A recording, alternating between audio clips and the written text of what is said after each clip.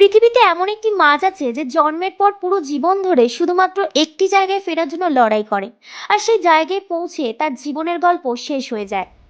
এই মাছটি হলো স্যালমন। স্যালমন মাছের জীবন কোনো সাধারণ মাছের মতন হয় না। এরা জন্ম নেয় মিষ্টি জলে, অর্থাৎ নদীতে।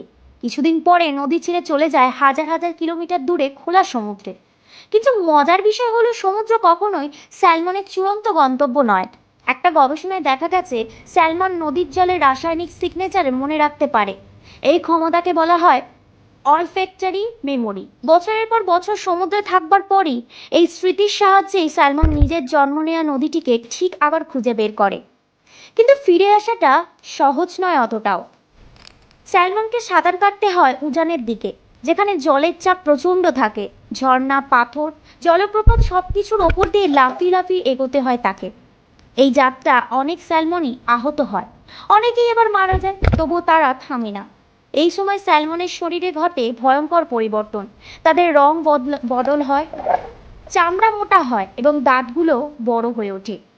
আর তখন স্যালমন খাবার আর খায় না। শরীরের সব শক্তি জমা থাকে শুধু ডিম পাড়ার জন্য। ডিম পাড়ার পর বেশিরভাগ স্যালমনই মারা যায়। কিন্তু এটা কোনো দুর্ঘটনা নয়।